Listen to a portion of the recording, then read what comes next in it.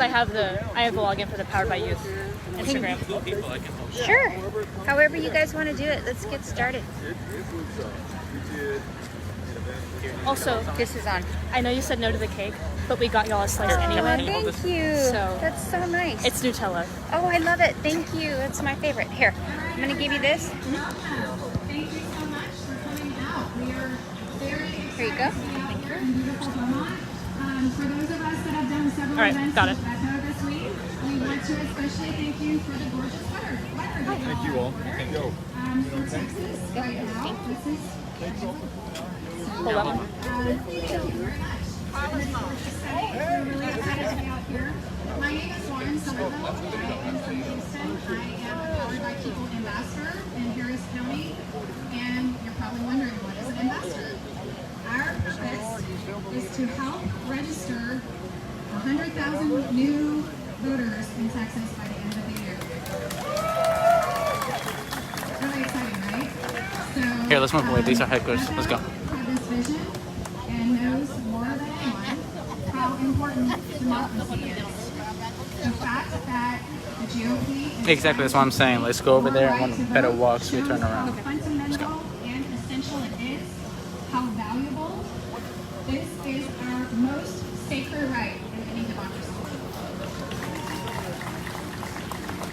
So we as ambassadors are divided up into the 36 congressional districts across the state of Texas.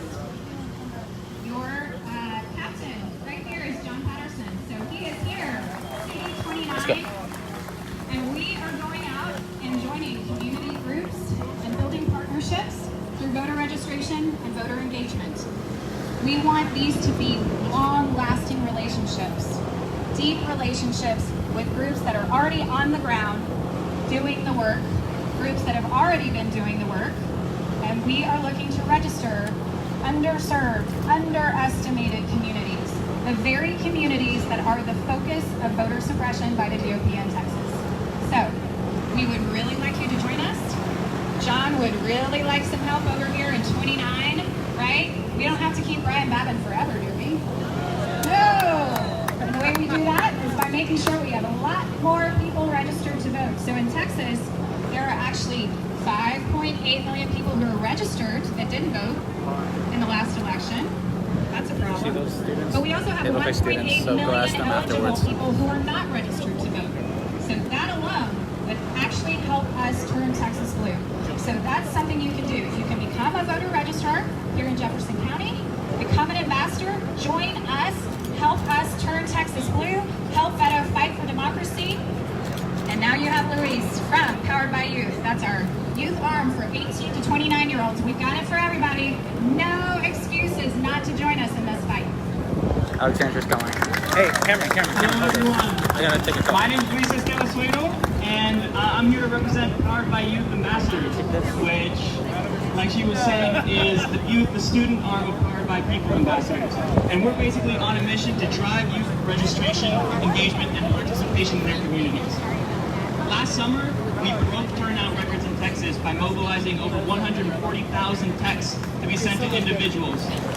And since May, we've recruited over 130 Powered by Youth ambassadors across the state of Texas.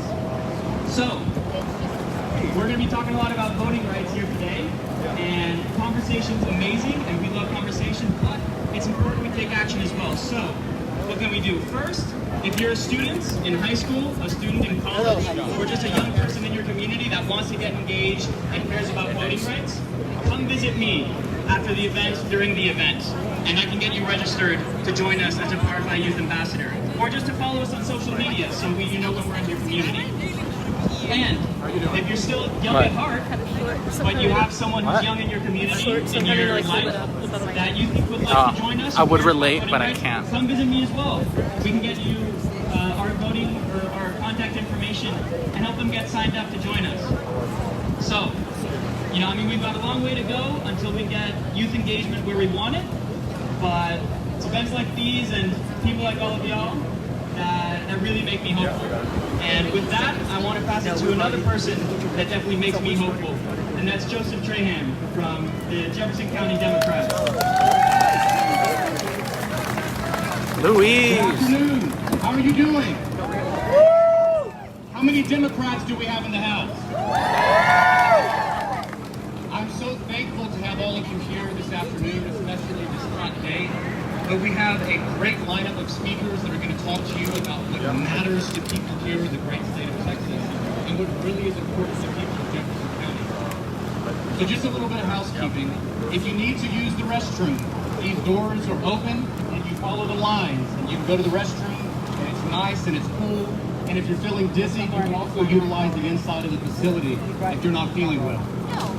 Before we get on to our speakers, I wanted to acknowledge all of our elected office holders that are present today. If you wouldn't mind just acknowledging yourself known. We have Judge Justin Sanderson.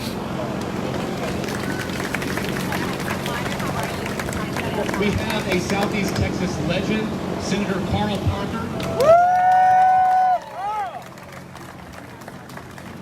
We have Judge Ben Collins. Commissioner Shane Senegal. Judge Raquel West. We have Ava Graves, who is our former county chair and helped with this event today, making our volunteers happy. We have Mary Terry. She is the president of the Texas Democratic Women. Of course, we have our very own Sheriff Zena Stevens. We have Commissioner Bo Alford.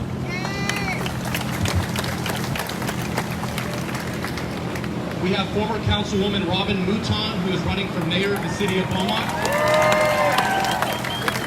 who I was proud to vote for on day one. We have Beverly Hatcher, who is the chair of the Golden Triangle Coalition of Black Democrats. We have Jimmy John Akins, who is the chair of the Triangle Caucus. We have Stacy Lewis Jr., BISD trustee. We have Judge Naomi Doyle. And last but certainly not least, LaDonna Sherwood, president of the Southeast Texas Young Democrats.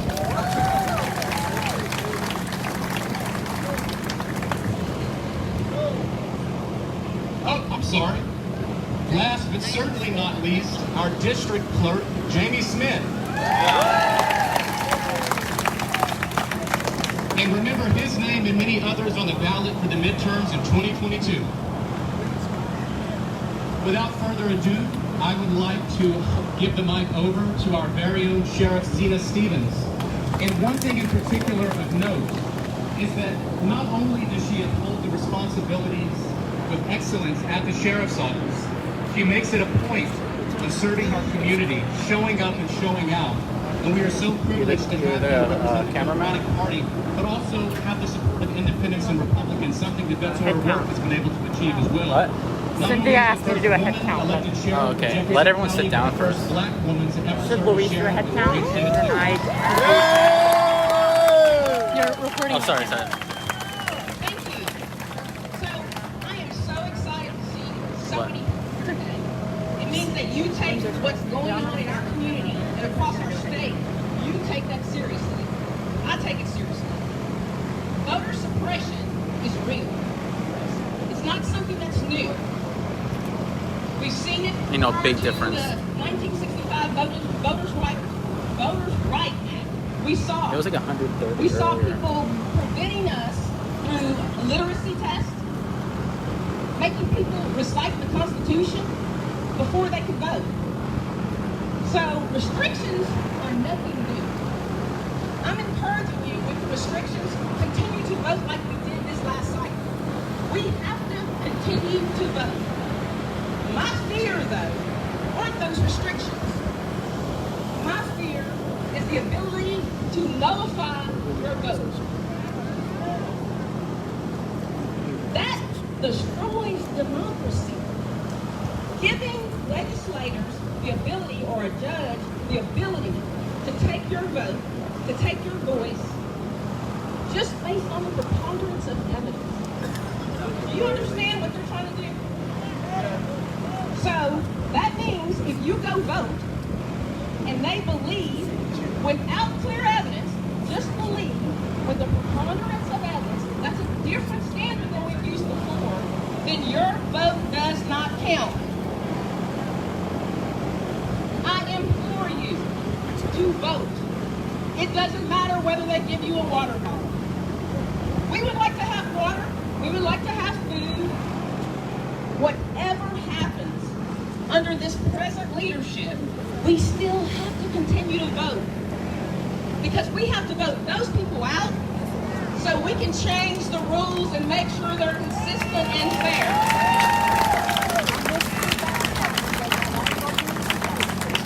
Be afraid. Fear makes us act. It brings us to the polls. We saw that just this past election cycle. We showed up and we showed off.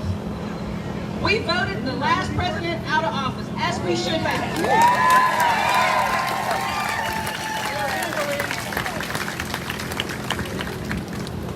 I come from a lineage of people who voted even with fire hoses, even with German shepherds. Don't let people stop you from voting over a water bottle. Those are important issues. Mail-in ballots, those are important issues. We can fix those. But don't let them convince you that it's too hard to vote. Voting changes policies.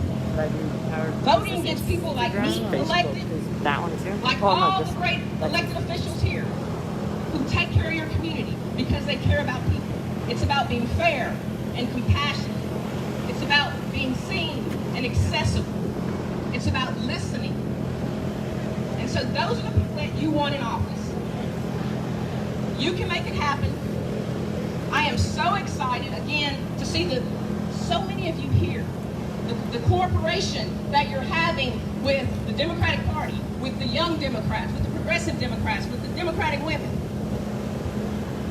Because we made a difference, and we can continue to make a difference. Thank you. Let's get ready to rally around Beto and hear what he has to say and make a difference in our community.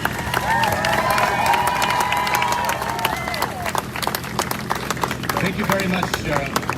The next speaker we have doesn't really need much of an introduction, but I'll have one. He served as Texas Ag Commissioner for 2 terms, is a New York Times best-selling author, and has spent over 4 decades advocating for the working people of Texas and America. I have the pleasure of introducing none other than Jim Hightower. Thank you. Thank you so much. What a joy to be here, and I thank y'all for allowing the scruffy Texas populace to come in here and be a part of this hoorah here tonight, as I am a part of a grand road to democracy with Beto O'Rourke. We're going to go up and down the state of Texas. We begin here in Beaumont. We go off to Center tomorrow. We go to Nacogdoches. We go to up to Marshall, Texas. We're going to Prairie View. We're going all around to tell the truth about what the hell is happening in the Texas legislature. Makes me just happier than a flea at a dog show to be standing up here looking out at all of you grassroots activists, you Beaumont kick-ass agitators, for America's proud progressive values, economic fairness, social justice, equal opportunity for all people. That's what we stand for. That's what we fight for. And all of that is exactly what is under attack in Austin, Texas, by the right-wing cabal of GOP ignorance and arrogance over there. Beto and I went this afternoon. We were over here at the ExxonMobil lockout sign. We went out to the picket line with the steelworkers union who are standing up for what matters in America, which is ordinary workaday people. They're battling one of the richest corporations in the world. the CEO of ExxonMobil took home $27 million last year in his paycheck. And he's locked out 600 and some odd workers from this factory over here. That's what we're taking on.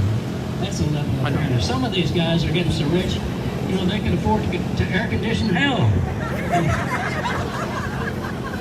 And I tell you what, they ought to be setting some money aside for that project, I think. We're going to take them on. And that's what the Democratic Party here in Jefferson County and the whole Southeast Texas area represents. I come to you not just from Austin, Texas, but from South Austin, south of the river. We're a little more iconoclastic over there, a little more irreverent. In fact, our official slogan on the south side is, we're all here because we're not all there. And I think that's what brings us out. Here, we know that the powers that be are not at all there in terms of grasping the essential notion of America, which is we're all in this together. That's what they're trying to steal from us right there. I bask here in the shadow of Carl Parker and so many great Democrats and on this yard, but also going beyond now, who brought us to this place, this possibility. We fought, bled, and died to make voting possible for so many people. We cannot now let these gooberheads in Austin, Texas, take that away from us without a fight. Are we fighters? Are we going to be Are we going to be a kiss-ass Democratic Party or a kick-ass Democratic Party? You know, Woody Guthrie had that great song about Pretty Boy Floyd the Outlaw. Had a verse in it that said, "As through this world I ramble, I see lots of funny men. Some will rob you with a 6-gun and some with a fountain pen." It's the fountain pens who are doing the serious stealing in our society today. And that's what we're taking on. Greg Abbott, our goober of a governor, put his pen to SB 7, or he was willing to put that pen to that. The biggest theft in Texas history. Bonnie and Clyde had nothing. And Greg Abbott and Paxton and what's his face, the lieutenant governor. But you know, in deference to our sheriff, it is not voter suppression. Suppression is a general word. It means just reducing the energy of. No, this is theft. This is stealing. This is outright robbery. This is taking from the people for the few. That's what we're fighting right there. This is grand theft that we're doing. And they say, oh well, no. We're just concerned about the integrity of the ballot. Well, you don't preserve the integrity of the ballot by subverting the access to the ballot, which is what is going on. And they say, oh well, we just want to stop fraud. Well, where is that fraud? Ken Paxton spent years and dozens of lawyers at taxpayer expense trying to find fraud and could not find it. Donald Trump tried to find fraud and could not find it. William Barr tried to find fraud, could not find it. There is no fraud. The only fraud is their fraud. The fraud that there is any fraud. And they say, well, we're just trying to fix the system. Well, they use fix in the same way that your veterinarian uses that. Ask your dog if you're confused. So I'm saying to you, we have got to call them out. This is not a technical issue. This is not a mechanical issue. This is an ethical issue, a fundamental issue of ethical democracy. They are racist. They're anti-democratic. They're corporate plutocrats. And we've got to call them that. We have to shame them for what they are doing.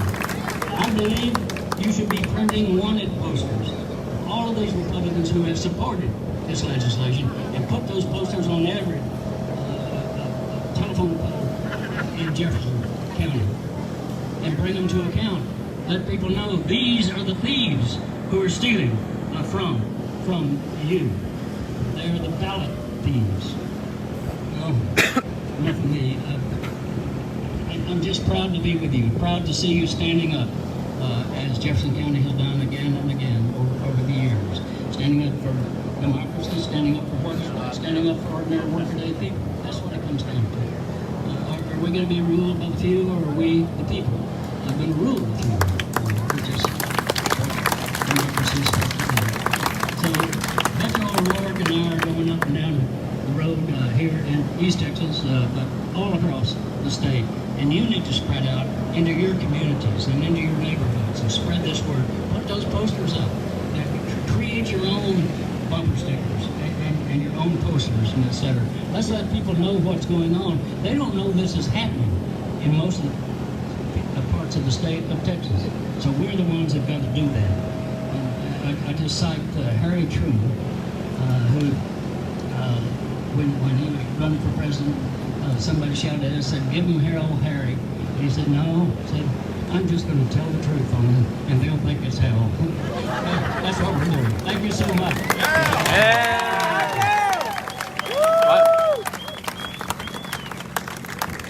Next, we have a woman who has played a pivotal role in establishing the framework and foundation of long-term success in educational institutions, nonprofit organizations, and governmental agencies.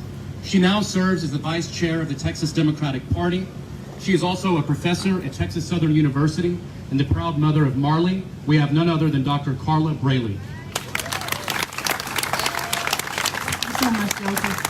You all, I am so proud to be here because Beaumont is, I consider this to be part of my home. My family lineage dates here, the Petries. I'm sure many of you all heard of them. We're all from Abbeville, Louisiana, so you know what happened there. Many of us moved to Texas, and so I have my mother over there as well. She's traveling with me every now and then. I get her and her girlfriend to just roll with us throughout the state of Texas. And so let me just say, I am so honored to be here with you. Anytime that I can travel and be around other Democrats, it sure feels good. It does. And when I think about what is happening in our state, we can talk a lot about what's happening around the nation, but what's happening in our state, we have lots of work to do. W. Du Bois said that one of the most critical social problems of the 20th century was racism. This is the 21st century. When we talk about today, I would say one of the most critical social problems we have today is voter. And you added not just voter suppression, because that's just like giving it a little soft spoke right there. But the reality is, it's protecting our vote. Barbara Jordan said that education was the key to political and economic empowerment. So if education is key, and we're having issues with voting, then we know that a lot is at stake. And so we are the party of the people. What does that mean? That means that we must stand for all of those things that are absolutely essential for us to have a fair shot in our state. The reality is, where Texas goes, the nation goes. And so I want to honor Beto right now because he has never stopped working. And you know what we need in the state of Texas right now? We need a machine. A machine that has never stopped working on behalf of the people. And what he has managed to do, not only as a local official, but a state official, and then going across and literally touring 254 counties. Some counties who have said that no one has ever spoken to them. Beto has been there. Some candidates who said that they've never had anyone to come and help them. Beto has helped them. And that's what we want. We want someone that is not always tied to just running for office, you all. It's so much that goes on behind the scenes. And right now, in front of the scene, we know the very essential problem of the day is protecting the vote. And the only way we will be able to rid voter suppression or voter theft is to vote them out. Yeah. So what we saw with SB 7 was what we call shade. Everybody say shade. Shade. And when you're shady, as Democrats, what do we have to do? Vote them out. Vote them out. And what do I mean by that, you all? At some point, voting crosses party lines. Voting is a part of rights. And that's what we're known for in the United States, civil rights. That is fulfilling the promises of democracy. And so I just want to say thank you all for being here this evening, because everyone is here this evening. You know the importance of protecting our rights to vote however we vote. It's your right to do that. It's our right to do that. It is our kids' right to be able to do that for our future. Beto, I just want to say thank you for everything that you're doing. And I always have to give a shout out to Cynthia. She does just a wonderful job. I'll just take a few words to just introduce this very great fellow, friend, father, official, someone who's taken pride in just growing as an individual and just taking Texas by the tide and just helping wherever you can. Thank you for being you, and thank you for this tour.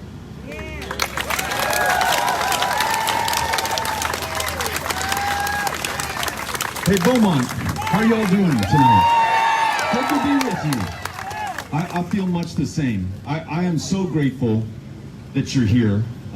So happy with what you've done with the weather today to make sure we could enjoy one another's company. And so pleased to be in the presence of so many of my fellow great Texans.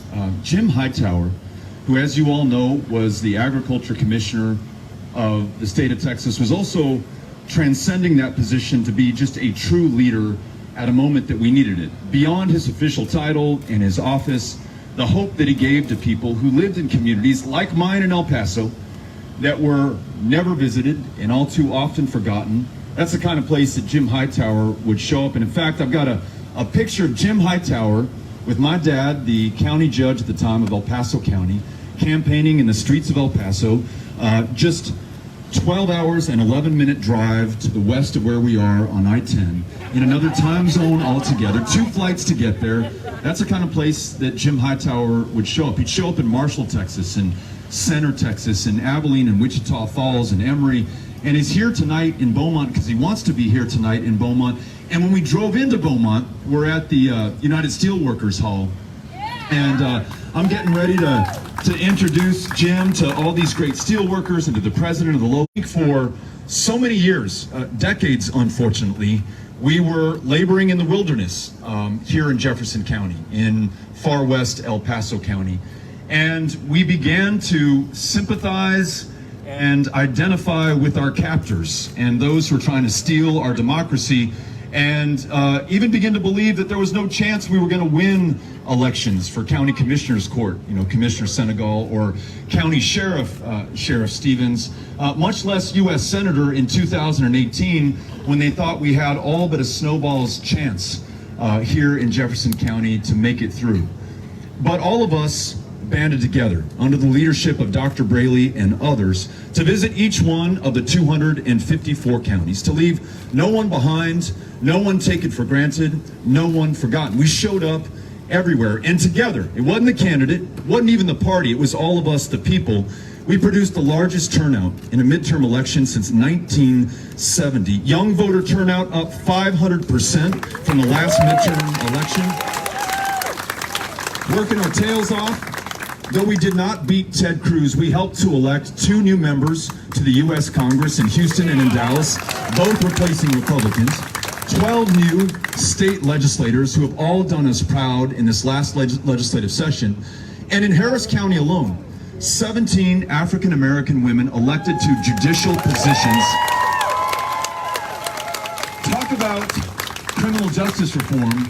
Together, we changed the face of criminal justice in the largest county in Texas, in the most diverse city in the United States of America. That's what we did under the leadership of the great people here with us. And Chairman Trahan, thank you for keeping us all in line and in order and bringing us all together right here. It is so wonderful. Look, we're not in an election year. We don't have a candidate except for our next mayor who is here. Robin, and I'm grateful that you're here, and we are excited for your success. But beyond Robin's campaign, I mean, there's not an election in 2021 statewide for Senate, for governor, for president, for nada. And yet, look at all the people here. These Powered by People volunteers did a head count earlier. More than 300 people have signed in so far in the middle of the work week in the month of June in Beaumont, Texas. That's pretty special. So, Chairman, good work. Thank you for making it happen. You know, Jim mentioned this in his comments about the sacrifice that preceded us. It was last week that we celebrated the 77th anniversary of the landing in Normandy on D-Day, June 6th. Now, it was Texans from Jefferson County, Travis County, El Paso County. It was Americans from every state in the Union and every territory in our possession who willingly boarded trains in communities just like this one that took them to ships on the Atlantic seaboard that crossed the ocean to England, where those brave Americans jumped on troop transport carriers that would take them across the channel. And when they landed on those beaches on that day in 1944, they knew that not all of them would come back home to Beaumont, to Texas, to this country. But they were willing to put their lives on the line and to give those very lives to fight fascism and to protect democracy here at home. And we are here in large part because of their service and their struggle and their sacrifice. I think about the civil rights leaders in the 1930s and 40s and 50s and 60s here in Jefferson County and anywhere in the former Confederacy, who only wanted to be treated like the men and women that they were, the human beings that they were, the American citizens that they were, but who could not get a fair shake, could not register to vote unless they counted the number of jelly beans in the jar, a test not applied to white voters in those same counties, a poll tax that applied only to some voters and not others, and a literacy test that was only employed when African Americans stepped up to try to vote at the ballot box. In fact, it was in this state in 1923, to our lasting shame, that the Texas legislature passed the all-white Democratic primary law. And for 20 years, well into World War II, in fact, beyond that day on the 6th of June, 1944, when those service members, black and white, landed in Normandy, if you were a black man or a black woman in the state of Texas, you could not participate in an election in the state of Texas. So it was those civil rights leaders who were willing to put their lives on the line and so often lost them in the process. Medgar Evers died the 12th of June, 58 years ago. Jackson, Mississippi, for trying to register voters peacefully, non-violently, the kind of good trouble that John Lewis talks about. It isn't breaking any laws, it's just trying to make sure that power is shared democratically and equally, regardless of the color of your skin, like it reads in the American Constitution in the 14th Amendment and then in the 15th Amendment, killed for trying to follow the law and uphold that Constitution that those men who died in Normandy swore an oath to defend. Not to a man, not to a political party, but to the rule of law in this democracy. You and I, every single one of us here, have inherited that sacrifice. It's come to us at this moment in 2021. What we do with that defines us in this country forever after. Now we can save that, we can preserve it, we can expand it. We can make sure that that right to vote that people literally died for is extended to every eligible voter in every community, in every county, in the state of Texas and beyond. I don't think that's asking too much, and I want to make sure that extends to Republicans and Democrats and independents alike, all of us, right? The party, no me importa. We could save it, or we could squander it. 245 years into this experiment, it could be on us in the history books that our great-great-grandkids read decades from now. How did they lose it? The Revolutionary War, the Civil War, World War II, the fight for voting rights and civil rights that ended up in the 64 Civil Rights Act, the 65 Voting Rights Act, all of that came to these people right now in 2021. And what did they do with it? When there was a guy, the most important, powerful man in the country, telling a lie about a fraudulent election in 2020, and tens of millions of their fellow Americans believed it. What did they do when 6 months ago, our fellow Americans carrying political banners and the Confederate battle flags stormed the citadel of democracy in the United States Capitol, killed those police officers, and talk about putting your life on the line for others? One of those police officers died in the line of service trying to defend those inside, including the then Vice President, Mike Pence of the United States, for whom a gallows had been constructed with a noose right in front of the Capitol, and inside they sought to hunt down members of Congress, Republicans and Democrats. What did the people of 2000 commander? Because there's a good chance in Texas that if you're black or you're brown, they've drawn you out of a district and put you into another one to diminish your political power and the likelihood that you would vote at all. And it helps to explain how in 2020, the most important election of our lives, perhaps in the lifetime of this country, 7 million, count that, eligible Texans did not cast a ballot. They're not lazy because that former president and his attorneys and those in positions of power like the junior senator from the state of Texas alleged fraud in an effort to overturn the last presidential election. They tried to get it overturned in Pennsylvania, in Georgia, in Michigan, and they're still recounting the votes in Arizona even as we speak right now. Imagine if, in statute, in black and white, on the books in Texas, our state legislature, who might not like where those 40 electoral college votes are awarded in 2024, deemed it a fraudulent election and overturned the results. It's not beyond our imagination or the realm of possibility. In fact, listen to people when they tell you who they are and what they want to do to the rest of us. It will happen unless we stand up to be counted now at this moment.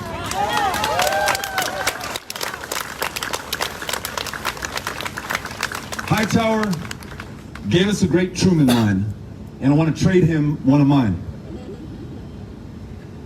President Truman described us in the following way. He said, "America was not built on fear."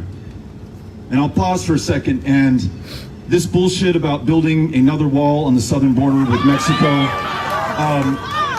this craziness where our lieutenant governor is warning of an invasion. Today he used that word, an invasion of migrants and asylum seekers coming to this country, after President Trump used that same phrase and inspired a man to drive 600 miles from Allen, Texas to El Paso with an AK-47 to repel the invasion in the manifesto he published before he gunned down 23 people. Grandparents, moms and dads, kids buying supplies on the last Saturday before school started in 2019.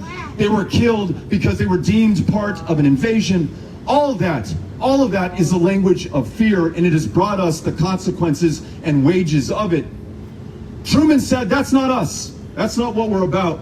Instead, he said, America was built on courage, on imagination, and a fierce determination to do the job at hand. I think that's a better description of who we are at this moment, certainly right now in Beaumont, Texas. So this is what I want you to use, that courage and imagination and fierce determination to pursue with me and Hightower and our fellow Texans. If we want to stop voter suppression, the threat of continuing political violence, if we want to preserve what Abraham Lincoln called the last, or Young responded, "You're right, I'd love to help you, but we just can't get this done." Congress, especially those Southern Democrats, will never, ever vote for voting rights. So I'd love to help you, but, gentlemen, I do not have the power. As they're walking out of the White House, Andrew Young turns to Dr. King and says, "Martin, what do we do now?" And Dr. King responded, "We go out there and we get the president some power." And over the next year, through marches, through protests, lighting up the White House switchboard and the switchboard of the Senate and the House. They began to push back and push forward those in positions of public trust who could actually do something about voting rights. And in fact, on the 15th of March, 1965, when LBJ convenes a joint session of Congress, he begins his address referring to not our forefathers in the Revolutionary War, not at Abraham Lincoln at the end of the Civil War, but to a 24-year-old John Lewis and the events that took place just a week before in Selma, Alabama, when John Lewis and other civil rights leaders attempted to cross the Edmund Pettus Bridge to walk from Selma to Montgomery to fight for voting rights. As we know, John Lewis was almost killed. And as we also know, there was another marcher who was killed. And Johnson says to the assembled members of Congress, what happened in Selma last week should bring us no pride. And in fact, if we listen to what those who marched and were harmed and were killed just wanted, it was the right to vote. And you, ladies and gentlemen of the Senate and the House, have the power to confer it. And I ask you to do it. There was more to the speech, but at the end of the day, get that bill passed. And with the 1965 Voting Rights Act, we ushered in the first true multiracial democracy, nonpartisan redistricting commissions. It's passed the House. Biden says he'll sign it if it comes to his desk. But if we were in the Oval Office with him right now, he might say, over Manchin, over Sinema, over the members of the Senate, Beto, I have no power. And I think it is incumbent upon each one of us to find that power for the president.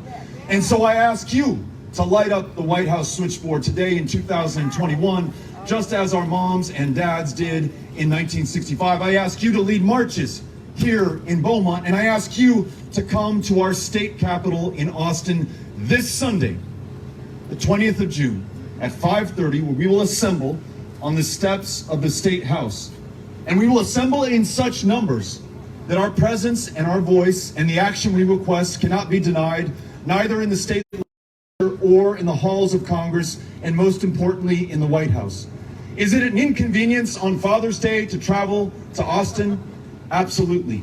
But think of the inconvenience that John Lewis endured to ensure that we have voting rights. Think of the inconvenience of those men on the troop transport carriers 77 years ago defending democracy. This is our test at this moment. Most generations do not get one. We are lucky enough to have it before us. Look at it as an opportunity for the issue, from racial justice to climate justice to economic justice to just making sure that our democracy works. It's going to take all of us doing all we can with what we have, where we are, and that means signing up to be a volunteer deputy registrar and getting those voters on the rolls, talking to them now, and not waiting to make that appeal a week before Election Day, where you're reminding them where their early voting place is, and they ask you, where the hell have you been for the last 2 I want to thank you for being one of the best Texas patriots I've ever seen, I've ever watched. The national stage, little stages, you know, and we get people wondering about these signs, you know, oh God, we're coming for your guns. No, I own a bunch of them and I'm a Democrat. So, you know, I just want people to understand how close we came in 2020. Axton himself admitted to holding back. Thank you very much.